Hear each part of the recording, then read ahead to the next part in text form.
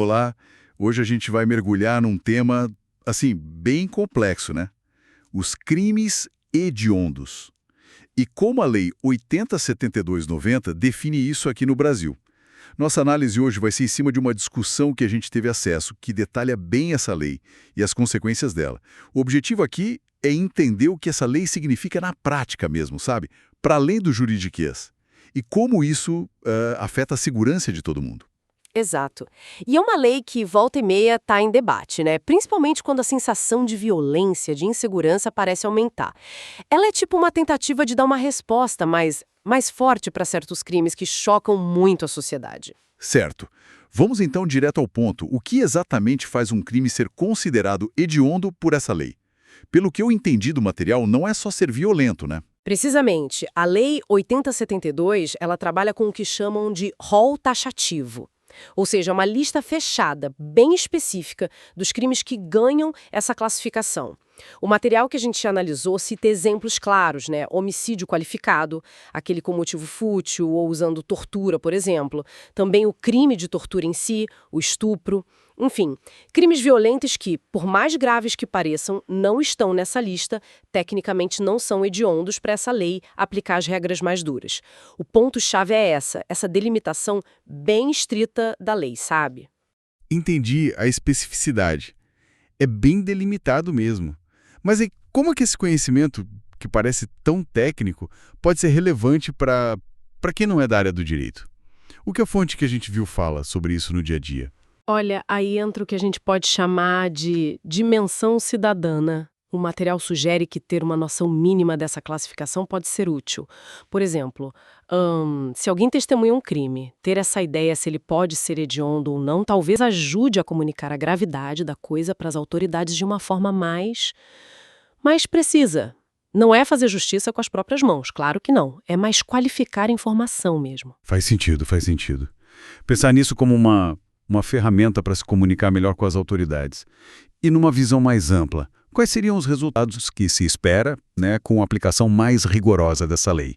Isso segundo a discussão que a gente analisou. A expectativa maior que as fontes destacam é de um impacto direto na redução desses crimes mais graves, sabe? Gerando assim uma sensação maior de segurança na população. E também, claro, garantir uma resposta penal mais severa, que muita gente vê como uma forma de justiça para as vítimas, né? Um ponto interessante que a fonte levanta é a importância do envolvimento da comunidade. Sugere que a vigilância, a cobrança social pela aplicação da lei, isso tudo pode potencializar os efeitos dela. E para quem quer entender melhor ou até agir de forma mais consciente, essa discussão que a gente viu chega a sugerir alguns passos práticos. Sim, aponta um caminho. Primeiro, assim, buscar entender quais crimes estão lá na lista da Lei 8.072/90. Segundo, compartilhar essa informação, conversar sobre isso na comunidade. Terceiro, um passo-chave, denunciar crimes para as autoridades. É fundamental. E quarto, se possível, né, acompanhar os processos, os desdobramentos. É uma forma de controle social também. Agora, uma lei com consequências tão pesadas, com certeza gera muito debate. Imagino que essa rigidez toda não venha de graça, né? O material que a gente analisou diz sobre os prós e os contras. Exatamente. A análise mostra bem os dois lados. Como vantagem, se aponta o possível efeito dissuasor, né, pelas penas mais longas.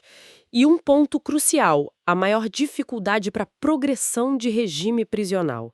Quer dizer, para a pessoa sair de um regime fechado para um semiaberto ou aberto mais rápido. Isso fica mais difícil. Por outro lado, as desvantagens são bem sérias. Essa rigidez toda contribui para a superlotação dos presídios, que já é um problema enorme, né? E também cria mais barreiras para a ressocialização dos condenados. Dificulta a volta deles para a sociedade depois de cumprir a pena. O material que a gente viu realmente ressalta essa tensão no sistema. Fica claro, então, entender a Lei 8072/90 é mais do que só curiosidade jurídica. É sobre entender uma ferramenta legal que mexe muito com a segurança, com o sistema de justiça. E como a informação, no fim das contas, pode virar um instrumento para uma cidadania mais ativa, né? Perfeito. E isso nos deixa com uma questão para pensar.